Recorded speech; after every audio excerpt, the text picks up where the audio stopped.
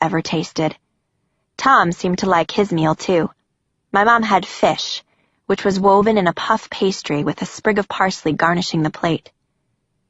In the evening, Mom asked Tom to drive me home.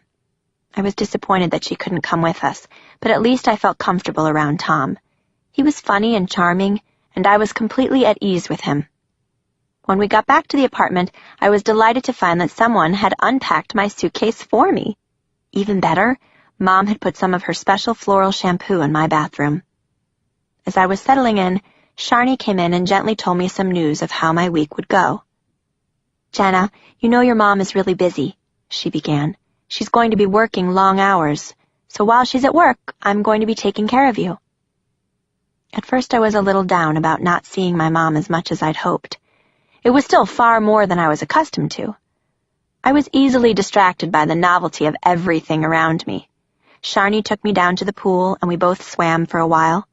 I was not used to idle time like this, and I loved it. After drying off, she even took me to the canteen for a popsicle. While we were enjoying our popsicles, Sharni pointed out Spencer, a guy she liked. He looked kind of goofy, but the idea of liking boys was entirely unknown to me. At the ranch, girls were not allowed to have boyfriends. Dating was only for those who were old enough to get married, and we were too young, so what was the point? Or so the argument went. Even flirting was something that could get us in trouble and cause us to be assigned to lower conditions. Late in the afternoon, Sharni and I went back upstairs to the apartment. I called my mom at the office and told her I was going to sleep soon, hoping she was on her way home. Not only did I want to be with her, but the truth was I was afraid of sleeping in the room by myself. There might not have been coyotes in Florida, but I was still scared. I was used to having lots of people around at night, like in my dorm, which I usually shared with 7 girls. Mom was still going to be at the office for a while, but Sharni agreed to stay with me until she got home. Whatever time she did get in, I didn't see her until I got up the next day. That morning, Sharni woke me up. I liked her approach, though. She softly shook my shoulder and whispered, "Rise and shine." So different from the shriek of "wake up time" at the ranch. Plus, I had been allowed to sleep in. It was already 8 o'clock. I went to the kitchen, and I found my mom in her robe watching television. I was a little surprised that she was comfortably watching broadcast television when it was against Sea Org rules, or at least at INT it was. She was watching some sort of video countdown on VH1. She told me that she loved the program and watched it every morning with breakfast. For me, watching television was the biggest treat of all. While I'd watch movies on weekends, I hadn't watched television since I left LA. Sharni had set out a bowl of hot cereal and a plate with 2 poached eggs and toast on the dining room table. At the ranch, only the adults were allowed to have toast, because there was only one toaster, so this was an unexpected and welcome treat. When I finished my breakfast, I found Mom in her room getting ready for work. I watched her blow dry and curl her hair at the vanity table. She was so stylish and pretty, and I admired everything about her, like she was some sort of movie star with a glamorous life in Florida that I had never known about. Her life was her work and her friends. She was waited on and served. She pampered herself, all while working hard for the greater good. When she was done with her hair, she put on her uniform. She wore the special Egyptian cotton shirts exclusive to executives, while the rest of the crew had to wear cotton poly blends. Her CMO INT jacket not only had her name embroidered on the front, it also had prominent shoulder boards, showing everyone that she was an officer. Seeing her like this was so inspiring. Her earned rank was Lieutenant Junior Grade, the 3rd highest rank in the Sea Org. I got ready, too, because Mom told me I was going with her to the WB. In the parking lot, staffers in crisply ironed shirts and dark slacks were piling into the Sea Org buses that took them to the base in downtown Clearwater. The Hacienda Gardens was 3 miles east of downtown. The Sea Org staff took the buses in since they didn't have cars. 10 blue and white buses, all with the word flag written in black script along the side, shuttled people between the buildings that belonged to the church. Everyone in the parking lot was dressed in some type of uniform, white or light blue dress shirts and navy pants, or a tan shirt with brown pants. Scientology's presence in Clearwater was enormous. The church owned many buildings and was in the process of accumulating more. The Fort Harrison Hotel was one of the most recognizable landmarks in Clearwater, with its magnificent Mediterranean Revival architecture and whitewashed walls. The hotel had a gorgeous marble lobby, 11 floors, 3 restaurants, the Hibiscus, the Garden, and the Lemon Tree, a swimming pool, a ballroom, a ton of offices, and auditing rooms. This was where the public received auditing. Down the street from the Fort Harrison was the Coachman Building, where all the training courses were delivered. There was a 5-story glass atrium with an arched barrel roof that ran through the entire building, separating it into 2 halves. Most of the Scientology buildings were within walking distance of each other, and the whole stretch was a stark contrast to what I'd known at the ranch, both in terms of opulence and upkeep. The drive to Mom's office took only about 10 minutes, but I loved being in the car and seeing the normal world with other cars and freeways, something I rarely saw. Florida, with its palm trees, strip malls, and crowds of people going about their business, was much more exciting than Hemet. This car ride with Mom was going to be one of the few times I was going to see of her on any given day during my visit. For the rest of my stay, I saw her at lunchtime, some dinners, and late in the evening depending on when she got home. But that was it. It wasn't surprising that she had so much work to do. After all, this is how it had been my entire life. She and Dad had different jobs and different responsibilities, but their dedication to the cause was very much the same. I might have traveled a long way, but that wasn't about to change the nature of her work or her commitment to it. Looking back, I struggled to reconcile the life my mom was living at Flag to the one I was living at the ranch. The experiences were so different it feels hard to believe that they both grew out of the same cause, and that as a parent, she was comfortable living in conditions that were so much better than what I faced. More than just the physical conditions, though, there was a freedom to her life in Clearwater that didn't exist at the ranch. She didn't have to do manual labor, subject herself to daily meter checks, or get yelled at every day. She didn't have to ask for permission every time she went to the bathroom, something I still do out of habit to this very day. I am sure she didn't see it that way. This wasn't about neglect or about her being better off than her children. She had committed herself to a cause bigger than herself or her family, and she was following through with it. She truly assumed that I was well taken care of at the ranch, although she also never went out of her way to understand what life for me there was actually like, or if she did know, she must have been okay with it. When I saw her way of life at Flag, I wasn't resentful or even jealous. More than anything, I was motivated to figure out how I could leave the ranch and live like my mother. To me, that trip confirmed that there was a totally different way of life in the Sea Org. When I was back at the ranch, what I would remember from this trip was the luxury. At the int base, my father was allowed to have his own comforter or cookies whenever he wanted them, little extras that were prohibited at the ranch. At my mom's apartment, she had all that and much, much more. Being in the Sea Org, as I had long suspected, didn't mean simply doing deck work and clearing words forever. There was a better future that awaited me. All I had to do was pay my dues and graduate from the ranch.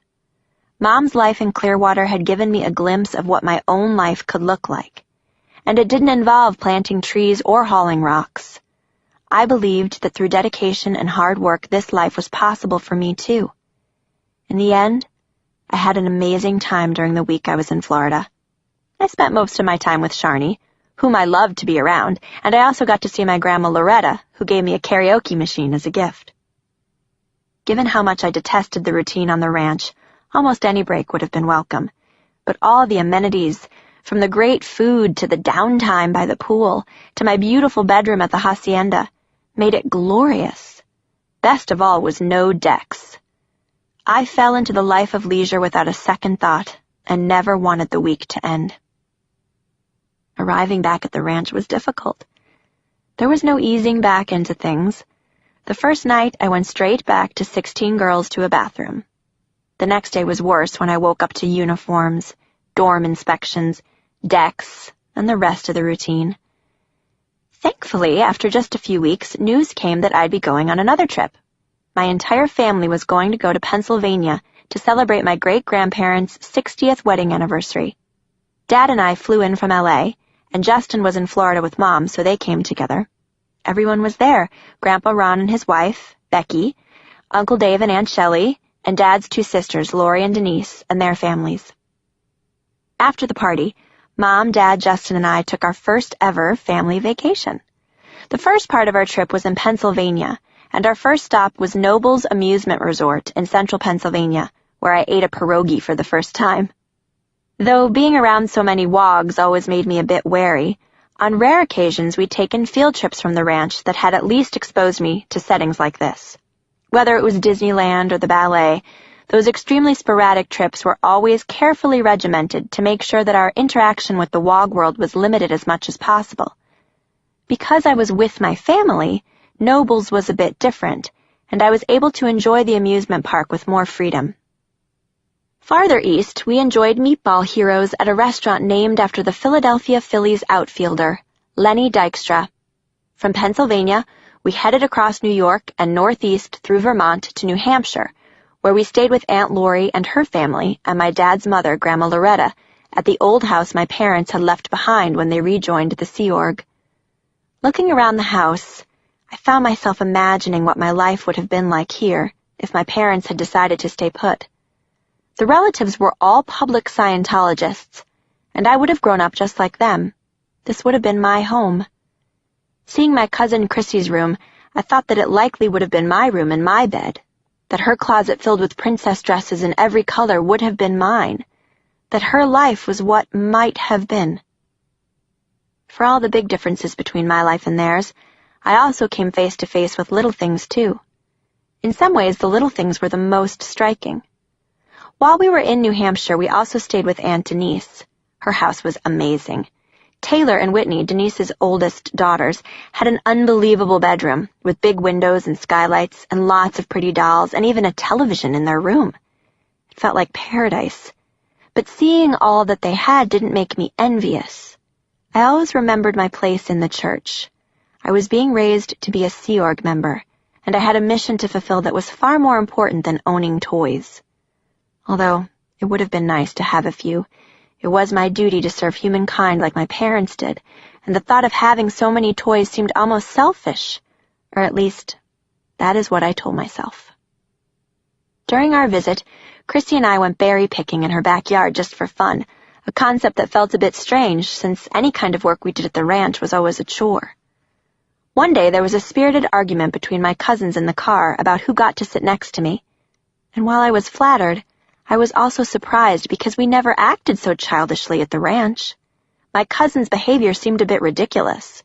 The ranch had no tolerance for such behavior, so I'd never encountered it. I didn't know that most kids bickered like this. I didn't know what normal looked like. Chapter 10. Key to Life.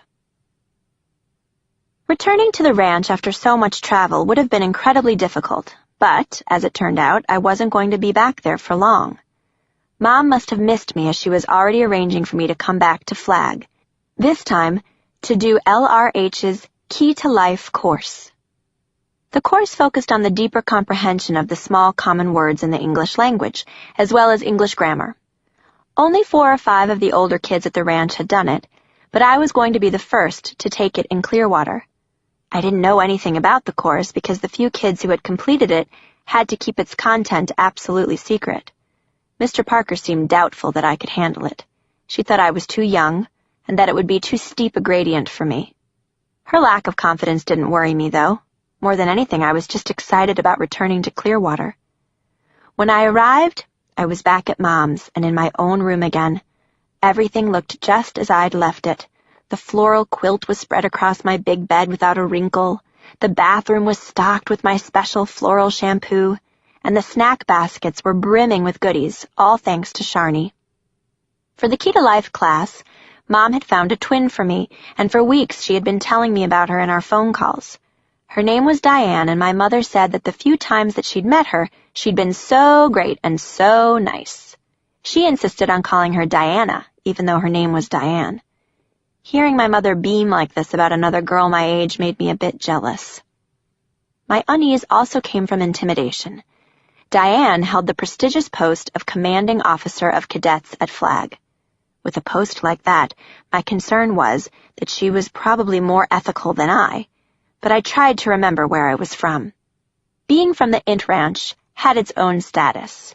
The cadets at my ranch were always touted as being from the best cadet org on the planet. My brother had even done special missions for the PAC Cadet Org in Los Angeles to make those cadets more ethical. Supposedly, the PAC cadets had been watching television and not doing their decks, so Justin and a few other bigger kids from the ranch went down there for a few weeks to change things. The course would take place at the Coachman Building, 2 blocks from Mom's office, and she had arranged for her secretary, Allison, to take me there the first day. The Key to Life course room was on the 3rd floor and more refined than those at the ranch. It had upholstered chairs, tables with wood inlays, and carpets with interesting designs. Like at the ranch, though, the walls were covered with pictures of LRH, some of his more famous quotes, and some nice Scientology-themed artwork.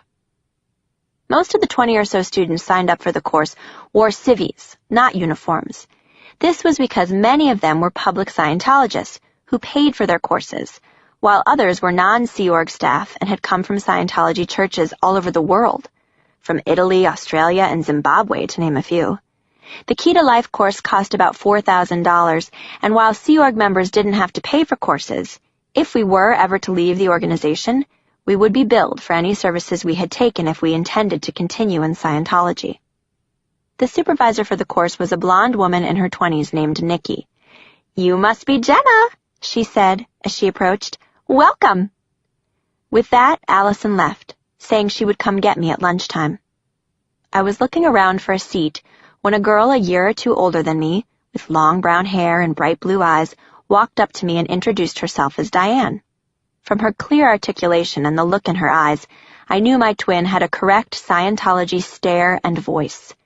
She struck me as being smart and a goody two-shoes. When we filled out our check sheets, I noticed she had perfect handwriting. Nikki handed out a book that used pictures instead of words to illustrate concepts. There were 2 main characters, Joe and Bill. One character would get frustrated and the other would help him, and vice versa. Their objective was to illustrate twinning. The book had illustrations but no words. "Why aren't there any words?" I whispered to Diane. "Without words, we can't get misunderstood words," she told me. Apparently, LRH had designed the course this way to help people conceptualize a meaning without getting stuck on a definition. When we were finished with that book, Nikki gave us a second one that showed how to do clay representations of Scientology concepts. It had only a few words, and the book defined every one of them for us. For this exercise, Diane and I sat across from each other at a table with a bucket of clay and some molding tools between us. Diane's side of the table had a stack of legal paper and a pen. She was going to be the auditor, and Nikki instructed her to ask me questions and record my answers. Nikki watched as Diane began by writing both of our names on the top of the sheet. "Are you hungry?" Diane asked. "No," I replied. "Good," Diane said, as she marked my answer on her worksheet. "Are you tired?" she asked next. "No," I replied. "Good." She marked this on her worksheet as well. These were the questions that always started off every auditing session. "Is there any reason not to start this session?" she asked. "We're doing a session?" I asked, a little surprised. "Yeah, the one we just read about in the book." "Oh, okay." Diane repeated the question. "Is there any reason not to start the session?" "I don't think so," I said.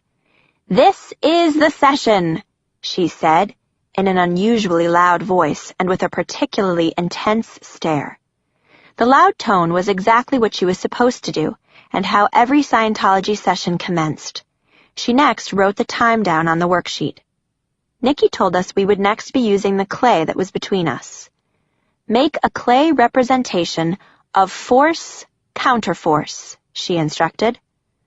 Following the instructions in the second book that Nikki had given us, I did my best to demonstrate this concept by making little men in clay and putting labels on them. When I finished a representation, Diane raised her hand so that Nikki could make sure it was correct.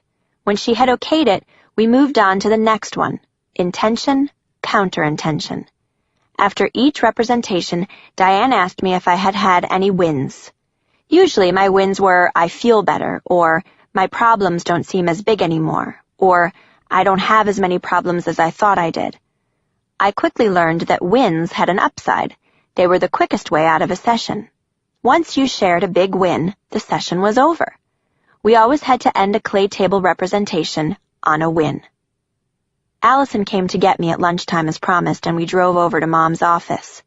The enthusiasm I got from her coworkers that I had started my clay table auditing was very fulfilling, as I wasn't used to people being this energized about anything I was doing. After lunch, I went back to the course room, where I stayed until dinner time, at which point I went back to the WB and dined with Mom and Tom. Then, Mom had Tom take me home. As usual, she wouldn't get home until 1 or 2 in the morning. Sharni was waiting for me at the apartment when Tom dropped me off. As the course progressed, I spent so much time with her that she quickly became more like an older sister than a babysitter. We would go swimming in the pool at night, or sometimes we'd watch the current music programming on VH1 or MTV. Since the staff wasn't technically allowed to have televisions, this was a chance for both of us to enjoy it without getting into trouble. If anyone found out, Sharni could get off the hook by saying that she was just obliging me. Watching me was not Sharni's only Sea Org duty. Along with several other girls, she was responsible for doing the laundry for my mother, Allison, and a few other senior executives. They were also charged with cleaning the apartments and offices of their bosses, making sure their meals were delivered, and providing them with snacks throughout the day. Usually Sharni was able to get her work done before I got home, but sometimes I would help her if she still had things left to do. Observing Sharni go about her work felt like I was seeing little pieces of what it meant to be in the Sea Org. I found myself imagining the day when these were my responsibilities. Even helping Sharni, I felt like I was role-playing a true staffer. Taking good care of the executives was certainly a prestigious post for Sharni, and she took it very seriously. On Saturdays, I didn't have class, so I would hang out with Sharni. Often we'd visit my grandmother Loretta, who had recently moved from New Hampshire to Clearwater. I'd never spent a whole lot of time with Grandma Loretta, but I quickly came to enjoy doing so now. One weekend, Loretta's parents, my great-grandparents, Dorothy and Ralph, came to town. I liked my great-grandma, but my great-grandpa Ralph was crotchety, grumpy, and tended to yell out comments, which scared me. He was not rude per se, but to a little kid he could be intimidating because he was so brash and abrasive. Looking back, he was probably trying to be nice and to make conversation, but wasn't aware of how loud he was speaking. One thing I knew about my great-grandparents was that they were Catholic. When we sat down to eat, they would pray before the meal, which freaked me out a little. I wasn't sure what the procedure for this was, so I just sat in my place awkwardly waiting for it to be over. Dad had only told me not to say Jesus Christ or God damn it. However, he had never told me anything about saying grace. I was wary around them both. They were wogs, so I never quite knew what I should or shouldn't say to them. At the ranch, we practiced our shore story, which was what we were supposed to tell wogs if they asked us questions about what we were up to. The shore story originated when the Sea Org was on ships and members didn't want their whereabouts known. They would tell a shore story. Rather than saying we were cadets training to be in the Sea Org, our shore story was supposed to be we were going to a private school called the Castle Canyon Ranch School. My great-grandparents didn't do too much prodding and probing, though. They were used to their family being involved in the church, especially in the Sea Org. After all, David Miscavige was their grandson. During their visit, my great-grandparents announced that they wanted to take me to Disney World, but I didn't want to be alone with them. I didn't know them that well. When I told Dad about my apprehension during a phone call, he got angry with me and told me I had to go, otherwise it would be bad PR, or out PR for the family. This may have been the first time I had been ordered to spend time with non-Scientologists. My upbringing had succeeded in making me very apprehensive about wogs, even wogs as generous and well-intentioned as my great-grandparents were. They weren't about to slander Scientology. However, when my mother saw me crying, she told me that Sharni could come, so my dilemma was solved. My clay table continued for weeks. The deeper into the clay table processes we got, the more we were supposed to have a realization called an end phenomena, basically a win, a floating needle, a very good intention, but I just couldn't get it. Every auditing level in Scientology had a specific end phenomena, or ability gained, that you were supposed to achieve before moving up to the next step. After weeks, though, I hadn't reached the end phenomena, and I was getting really sick of it. I even dreamed what it might be and tried writing the answer down as a win, but as often as I guessed, it was never right. Finally, I was told that I might have gone past it. I wasn't exactly sure how this could have happened, but I was even more confused when they confirmed I had indeed gone by it and that the oversight had been on their part for not realizing it. It was unclear how or when my end phenomena had happened, but as a result, I was now finished with the clay table auditing. As much as I wasn't sure I'd experienced the end phenomena, I wasn't about to stop them from moving me forward. After all, I wanted to get to the good stuff ahead. Since coming to Flag, I'd been encountering more and more people who were further along in their studies, and some of them were quickly becoming inspiring role models for me. I wanted what they had. More knowledge, more proximity to total freedom, so if the people in charge of the key to life said I'd experienced my end phenomena, well then, I must have. All that was left was to attest to the processing action, which meant going to the examiner and signing off on my clay table. Thank God my needle floated, and that was the end. I then was assigned to audit another girl on her clay table. She was about 4 years older than I, and was so extremely slow at building her representations that it took everything I had to keep from falling asleep. I would sit at her clay table for 5 hours at a time, waiting for her to finish. I wasn't allowed to move to the next step until she finally attested. The next step was improving our understanding of small common words. We used a 5-inch thick dictionary written by LRH that contained any common word you could think of. Words like it, the, yes, no, up, of, it, and out. I had to begin with the first word, read the first definition of that word aloud, then explain to Diane in my own words what it meant. I would have to use it in sentences according to that first definition until I fully understood it. Then Diane would proceed to the next 2 definitions, and so on, until we'd often done more than 20 definitions for each tiny common word. Once we'd moved through all the definitions of a word, we progressed on to that word's etymologies and idioms as well. Tiny words had dozens of idioms that had to be cleared with the same procedure as the definitions. It was mind-numbing at points, and I tried to get through it quickly, but of course there were meter checks and spot checks in this course room too.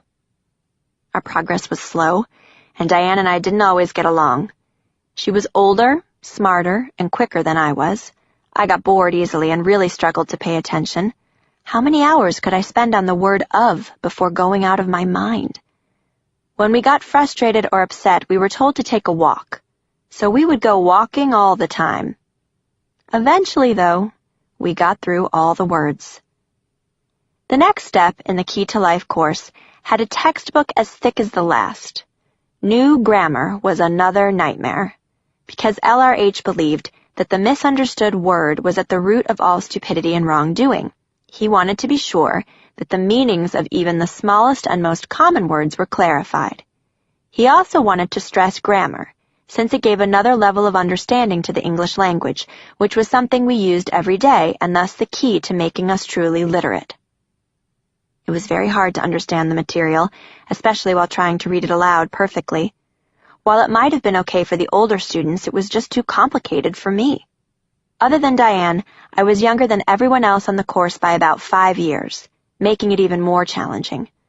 I often quietly reread the material later, because every few pages there would be a test to make sure we understood everything. In the end, new grammar took us several months. I don't know how I got through these tests, but I did. The last step on the course was called the factors. People talked about this next step as though it imparted some amazing information on how we had all come to this planet. I was curious because I had been hearing about it for a while now. When we opened the factors, we found pretty pictures of clouds and sunrises, leaves and mountains, lightning, and other natural phenomena. On the last page there was a quote that read, "Humbly tendered as a gift to man from L. Ron Hubbard." As cryptic and mysterious as the book was, it felt anticlimactic. I had been hoping for a blow-by-blow of how we had come to be, but instead it said things like, "Before the beginning was a cause, and the entire purpose of the cause was the creation of effect." It was the kind of winding language with which I was all too familiar. As always, I felt as though I had missed something, and as always, I didn't ask, or else I would just be told to find my misunderstood word. In spite of all the monotony in the coursework, I found myself becoming more and more entranced by the Sea Org life.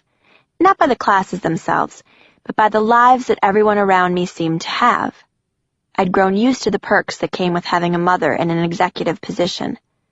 I ate lunch with Mom at the WB, while Diane ate at the Elks building, the location of the dining services for the non-execs, which apparently was gross. Every Saturday morning, my mom got a half day off, once or twice a full day, and we did things I had never done before. We went jet skiing with Tom, Jenny, and Allison, or to a nature park to swim with the manatees. My mom had a special hairdresser for her highlights and haircuts, and sometimes I'd go with her, but only to watch. Once, she paid for me to have a manicure at a local spa when she was getting a wax.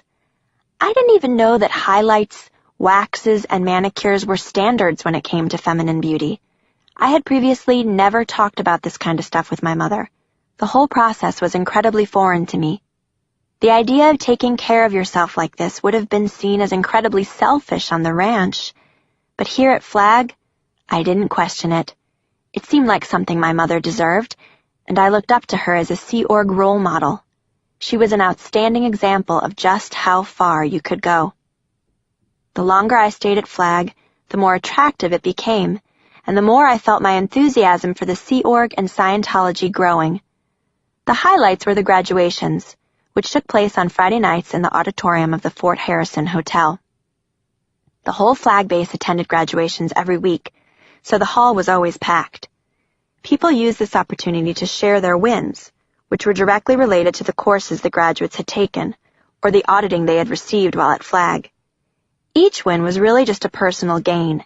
It could vary from something as small as feeling better to something as big as a miracle. After graduation, there was food being served by roving waiters, and each week, different executives flew in from the int base to be guest speakers. Sometimes it would be my father, so we would have the next morning to hang out together. Other times the speaker would be another high-ranking Scientology executive, and occasionally even my Uncle Dave. In many ways, hearing these speakers amplified all the positive things I'd been feeling about the Sea Org since my first trip to Clearwater. Living like my mom in the Sea Org seemed to be a great dream, and I wanted to become just like her. Then I'd see people like my father speaking in front of these massive audiences with the full spectacle of the religion on display, and I'd believe even more strongly that my future was in the church. I was especially moved at the annual Scientology events like Auditor's Day, the International Association of Scientologists event, and the anniversary of the maiden voyage of the Freewinds.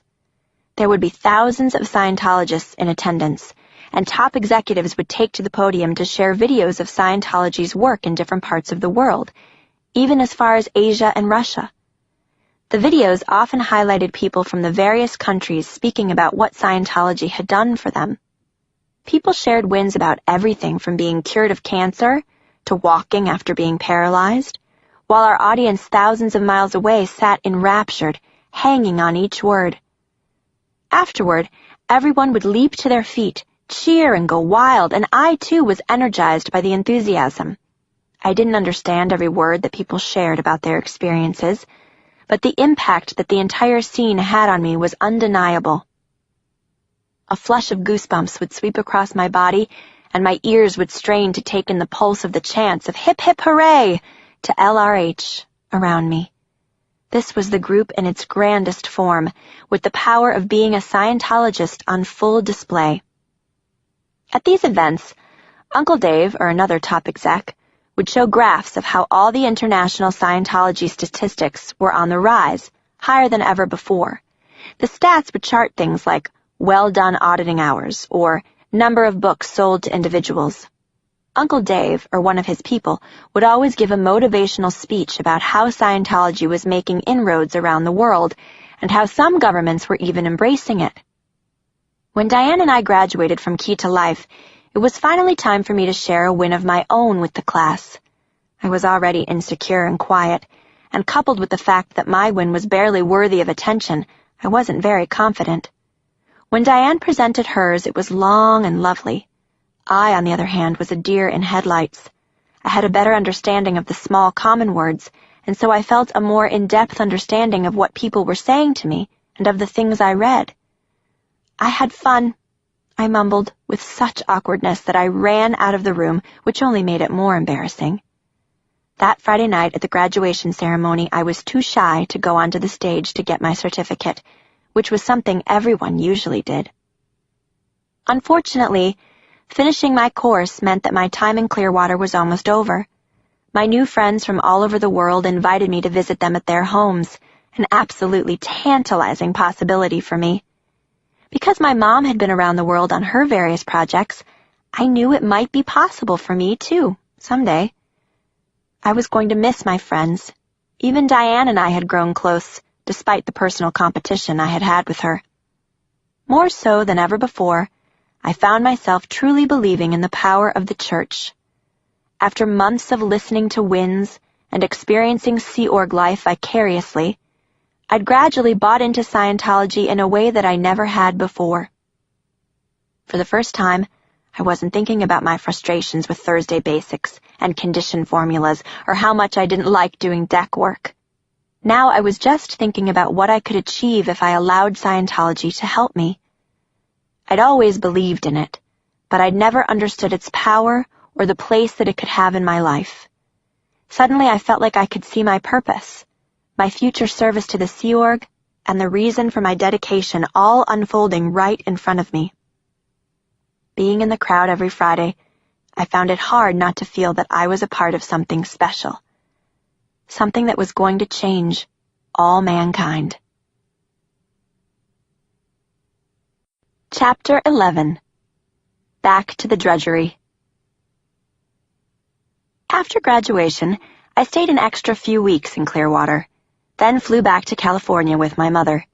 She had business at INT, and I went back to the ranch. I'd been away for months, and it gave me a strange sensation to return. It was really hard to go back to the deck work and the drudgery after my taste of freedom at Flag. The experiences stayed with me, and instead of sinking into a depressive rut, I found myself optimistic about what the future held. My friends at the ranch were certainly a big part of keeping my spirits high. When I was with my friends, I rarely thought about my family. Naomi, one of my best friends, had a pretty rebellious attitude.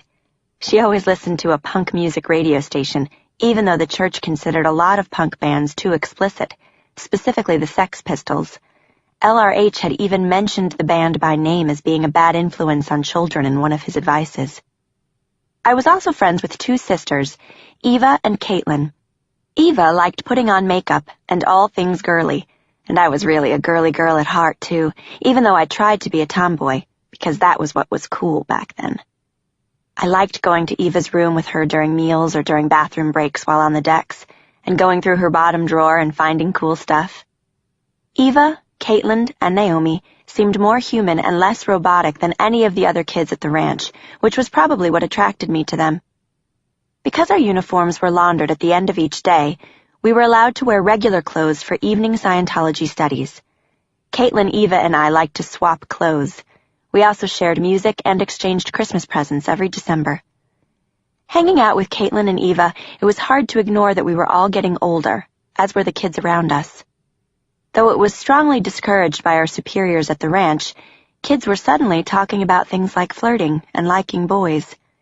It all seemed pretty innocent, but before long, I began to see the consequences when it wasn't. Not long after I got back, I started on the Life Orientation course, or LOC, which was the course that came after the completion of the Key to Life. This time, Justin was going to be my twin. Because the supervisors at the ranch were not qualified to deliver the course, we had to take it at the INT base in the evenings, replacing our Scientology studies, which took place at the ranch. In LOC, we learned more about the 12 human conditions and the steps that had to be taken in order to improve our state of well-being, as well as other parts of Scientology's ethics technology. Twinning with Justin was frustrating. We were 8 years apart and had a hard time getting along. Just as in Key to Life, we were required to read the text out loud without stumbling or hesitating. If I made a mistake, I had to stop and look up the word I supposedly didn't understand in the dictionary. Justin would stop me if I made the slightest mistake, as he was supposed to, but I would deny it. He had no sympathy and would get even more annoyed at me for lying. In reality, I had little idea what the whole darned book was talking about, but I couldn't let him know that either. We were constantly raising our hand to call the supervisor, who was tasked with being our mediator. My brother, peevish and domineering, would make fun of me, and I would be in tears. Eventually, Justin told the staff at the ranch that I was in way over my head, and that LOC was too complicated for me. He also told them there was no way I was capable of retaining anything from Key to Life either. He started spot-checking me in front of Mr. Parker and Mr. Bell, asking me things like, "What is the subjunctive mode?" As much as I had mentally rehearsed these answers for the past 3 months, Justin was right. I couldn't remember them. In Scientology, forgetting was considered blankness and a symptom of a misunderstood word. Essentially, by forgetting, I was admitting that I had gone past words I hadn't known. This was considered a false attest to a course, which was an offense. Because of his tattling, I was assigned the lower condition of doubt, which meant I now had to do several weeks of amends before I could rejoin my group. I also ended up having to redo most of the Key to Life course. I'd go to the int base in the mornings to twin with a woman there. I would travel with the morning food run, returning to the ranch when lunch was delivered. Thankfully, the Key to Life was not as challenging the second time. Because I missed decks to do the course, I had to make them up in the afternoon, but it wasn't that bad.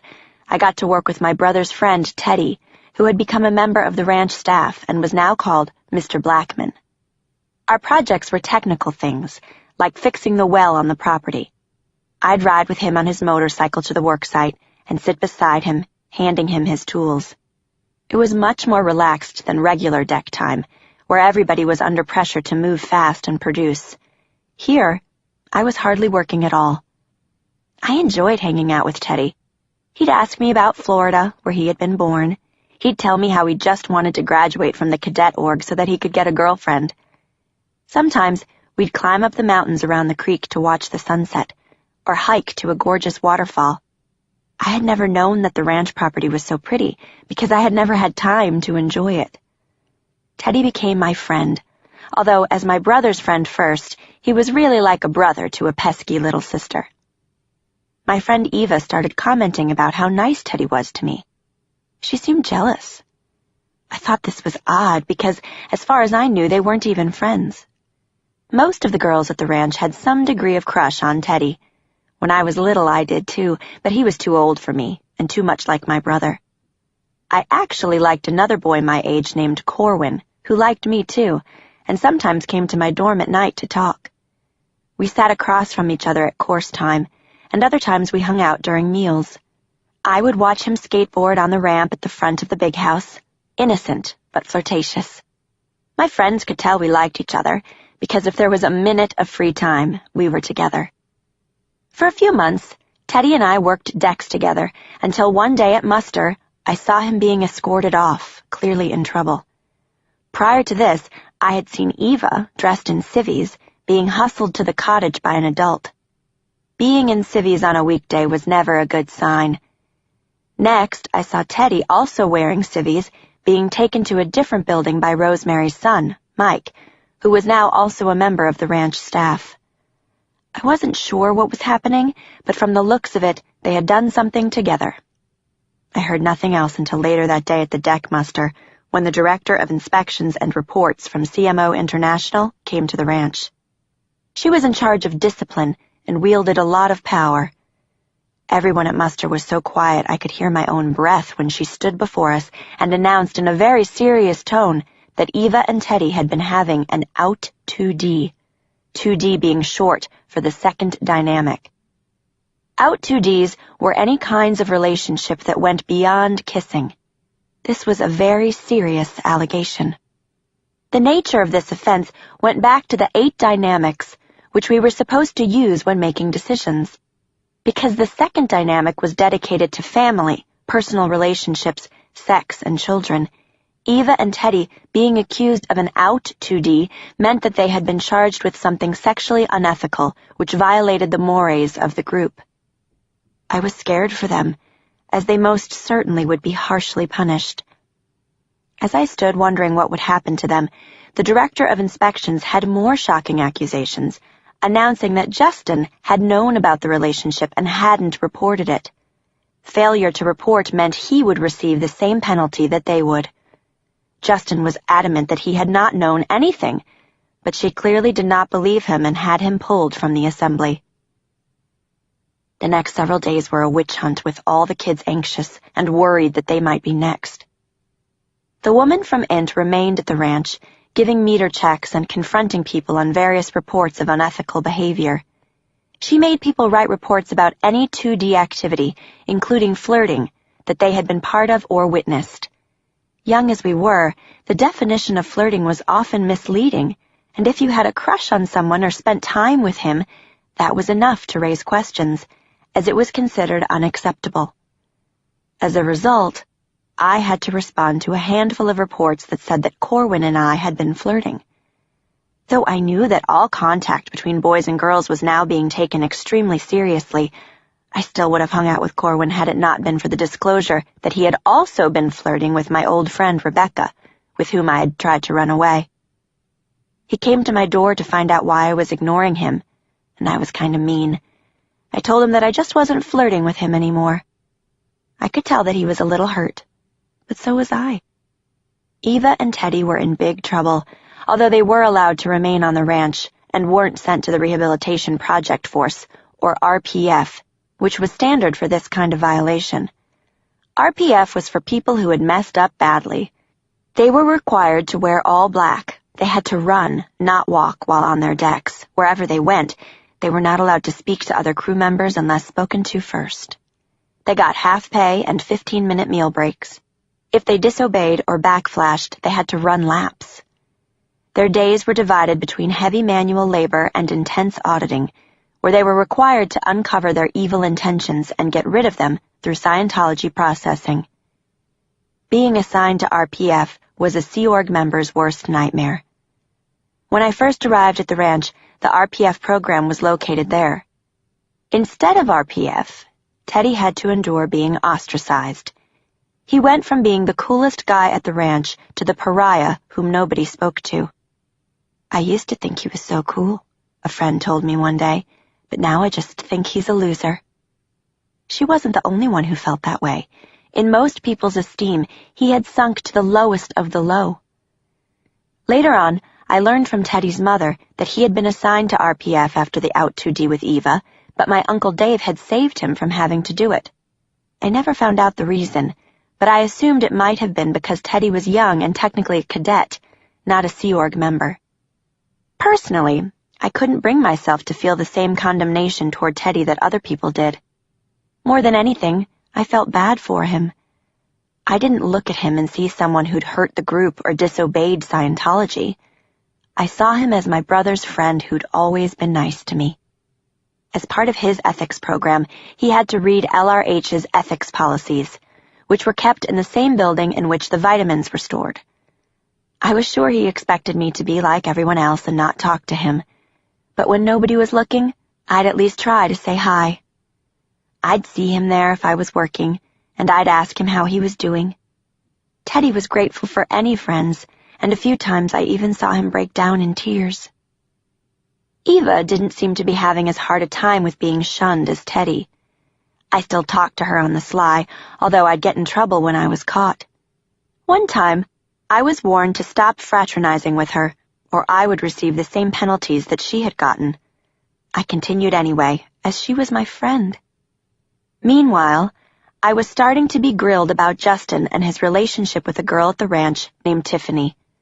All I knew was that Tiffany had once confessed to me her undying love for him, and I had never told anyone. During the interrogations, I stupidly said, "I'm not telling you anything about my brother," which of course made the situation more suspicious. I thought my brother would appreciate my loyalty, but instead he was angry with me and told me I was an idiot. Eventually, things quieted down, and the director of inspections and reports went back to the INT base, but her work at the ranch clearly had the desired impact. After being sniffed out and persecuted, we were not just wary about who we were seen with, we were even more careful about who we could trust. In many ways, though, everything I'd witnessed with Eva and Teddy had the opposite effect on me. Before the visit from the Director of Inspections, I'd sometimes wondered what I would do if I was put in a situation where a friend had done something bad and gotten in trouble with the group. Now, for the first time, I had my answer, and I was surprised at how quickly and naturally my reaction had come to me. No matter what was considered ethical or what Scientology would consider right, friends came first. Ostracizing friends was not something I could bring myself to do. Chapter 12. Flag Again. I was 11 in the spring of 1995 when Mom told me that I would be returning to Florida to complete my Key to Life redo. She said that because Flag hadn't gotten me through the course properly the first time, they were the ones who needed to fix it. The whole thing was very embarrassing. I worried that Nikki would be really upset with me for false attesting, but I'd have to deal with that when I got to Clearwater. When I arrived, I noticed a few things had changed. Sharni no longer worked for Mom. She was working as a cook at the Hibiscus instead. She seemed to really like it, although she said she would miss hanging out with me. Now, Valeska was going to be taking care of me. Not only that, she was going to be my new twin in the Key to Life course. In addition, Mom had a new male coworker whom she seemed to spend a lot of time with. His name was Don Jason, and he was the right-hand man to the captain of the Flag Service organization, a very high rank.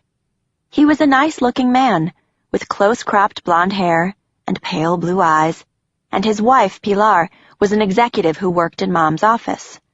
Don would sometimes join us for meals, and Mom talked about him a lot. That first day when I arrived at the course room, I was a little nervous about what Nikki would say to me, but I was relieved when she didn't come down hard. The Key to Life course room had all new students this time around. I became friends with a huge boy named Buster and his twin Jason, who I thought was cute. Waiting for roll call, Valeska, Buster, Jason, and I would play 20 questions. Valeska and I would take the bus home together after class. We'd go swimming, make silly videos, or paint each other's faces. I'd sometimes help Valeska with her work, like laundry and snacks. That was when she'd tell me stories about her childhood. She had been born in Switzerland, and when she was young, her father wanted to join the Sea Org in England, but her mother did not want to. Despite the disagreement, the family decided to drive from Switzerland to England, and during a pit stop, her mother got out of the car, saying she was going to get coffee. She never came back. Upon arriving in England, Valeska's father sent Valeska and her two siblings to the cadet org, even though none of them spoke English. The story was horrifying. I had never heard anything like it in such detail. Back at the ranch, I'd known some kids who had one parent who caused problems, so they never saw that parent, but I never paid too much attention to those stories. Still, Valeska's story sounded believable. If her mother hadn't wanted to join the Sea Org, but the father did, there was no way they could be together. However, the thought that this had happened to someone I felt so close to was upsetting. So much so that when my mother came home that night, I told her about it. She said offhandedly that it couldn't be true. I wasn't sure she had really been listening, but I was wrong. The next night before I went to bed, she said, "Okay, no more sad stories tonight." Talking about difficult things was not something we did often. Mom and I were in the kitchen at her office one day when, out of the blue, she told me sad news. "Just so you know, your grandma Jana dropped her body," she said, somewhat dejectedly. I hadn't even known my grandma was sick, but I also hadn't seen her since I was 5. A couple of months earlier, I had tried sending her a Christmas card, but I must have had the wrong address because it was returned to me. "Oh, shoot," I said, not knowing how else to respond. In Scientology, there was no specific ritual we practiced when a person died. A lot of people chose to get cremated because that was what LRH had done. Usually, a very sentimental announcement was sent out saying all of the good things the person had done. If he had been a Sea Org member, the announcement usually said that he was being granted a 20-year leave from his billion-year contract so that he would have time to find a new body and then return. Typically, there was a memorial service. I had never attended one. A part of me felt bad that Grandma Jana had died, but I tried to remember that she would get another body. For her part, Mom didn't seem too broken up. "Are you okay?" I asked. "I'm sad," she replied, "but your grandma and I haven't spent much time together in years, so I'm kind of used to not having her around. I'll get an auditing session on it." It may sound strange, but Grandma Jana's death had little impact on me.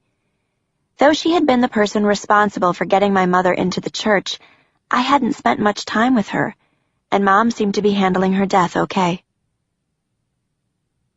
Living in Mom's apartment, I quickly settled into a routine that I thrived in.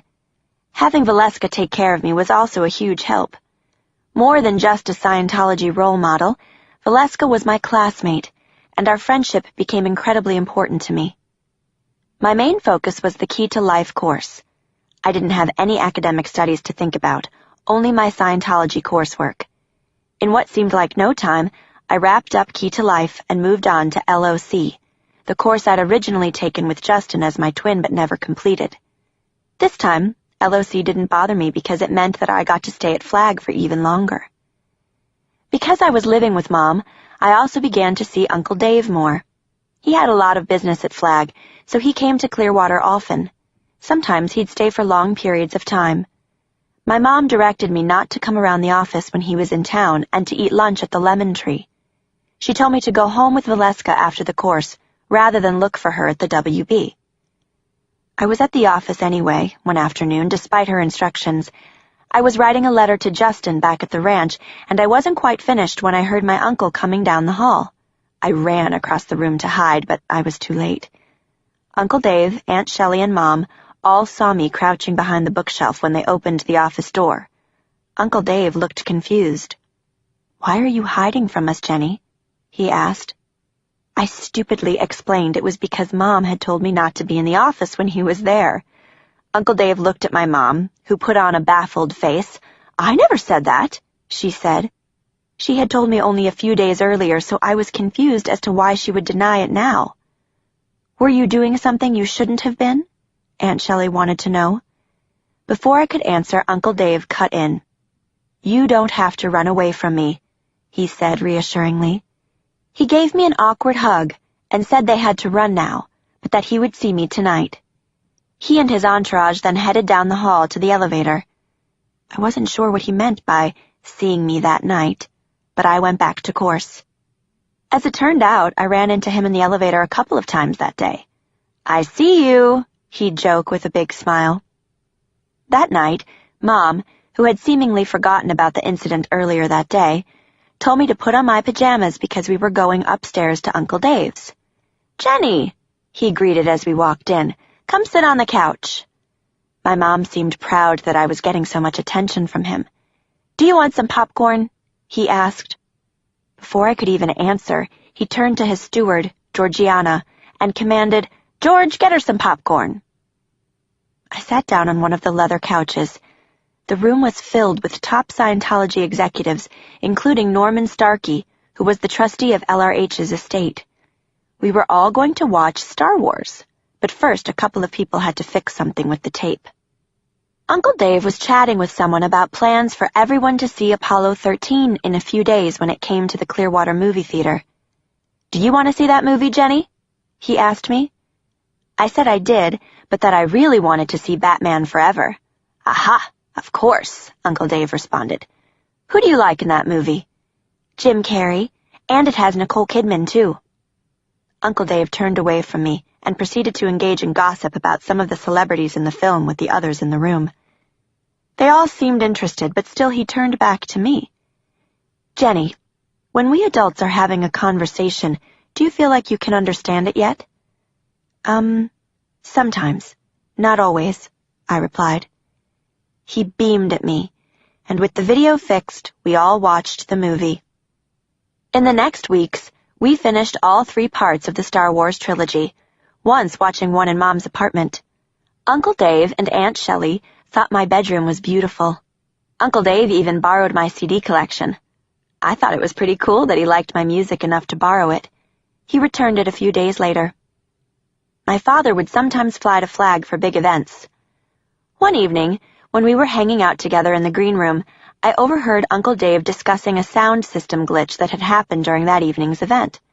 A few minutes later, he gruffly summoned the 3 sound techs, who had flown all the way from Int to produce the show. They looked very sheepish as they entered the room, as if they dreaded what was coming. I knew they were most likely about to get a severe reality adjustment, which meant they were going to be acerbically yelled at. My dad took me down the hall to keep me away from the action. I told him I knew what was going to happen. My father didn't really know what to say. Clearly he wasn't aware of how much yelling went on at the ranch. I had never seen Uncle Dave chewing anyone out, but I imagined it would be pretty severe. A few minutes later, someone from the room came into the hall to tell us we could come back. The 3 men were no longer there, and Uncle Dave greeted me as though nothing at all had happened. It was hard for me to reconcile the impressions that people had of Uncle Dave and Aunt Shelley with the way they treated me. To me, they both seemed kind, even loving. I enjoyed being around them because it made me feel more like I was spending time with family. I could tell that people seemed to fear both Uncle Dave and Aunt Shelley, and that they wielded so much authority that they were probably intimidating to most people. Sensing all this, I was always careful what I said and did when they were around. How they acted toward me was kindly, so I didn't really understand the full extent of why people were so cautious around them. When Uncle Dave and Aunt Shelley were in town, they usually spent leisure time with Mom and me. We'd play mini-golf or go to a hockey game. I would get ready with Aunt Shelley. She would put on her makeup, and I asked what purpose her lip liner served. And she told me that when you were old, like she was, the lines of your lips disappeared and lip liner defined them again. She said I was young and pretty and didn't need makeup. Another time when I was at their apartment, Tom was there to look into a problem with the phones. She was telling Tom to make sure the phone lines in their condo got fixed. She told him that several times now, she had been on the phone with Kelly Preston or John Travolta and could hear another phone conversation going on at the same time. Kelly had even noticed the other conversation and asked what it was, thinking it was out security, a term for a security breach. This wasn't the first security breach that I'd heard of. In my LOC course, I'd met an ex-Sea Org member, now a public Scientologist, who told me that he had gotten in serious trouble over a celebrity leak. He said he had been accused of being the one who had let the media know that Tom Cruise was a Scientologist. He told me he had known about Cruise's church connection, but the only person he had told was a close family member. The story had made headlines shortly after that, and he got the blame. Although Mom and Tom still worked closely together, Dawn seemed to be in the picture more. She and Dawn got along very well. Not only did they both have a dry sense of humor, they seemed like kindred spirits, because they had had similar upbringings and saw things the same way. They were becoming better and better friends. Because Mom thought so favorably of Don, I wanted to like him too. He was a nice guy and liked to joke around, but sometimes he was slightly intimidating. But it may have been more because of the way my mother talked about him so reverently. I felt the need to impress him. As Don and Mom started getting closer, she and I were growing more distant. I used to wait up for her to come home at night, but now she said I shouldn't do that anymore, because I needed to get enough sleep. There was an edge to her that hadn't been there before. At times that edge could become downright rude. One day I was standing with a group of people when she handed me a paper bag that contained deodorant.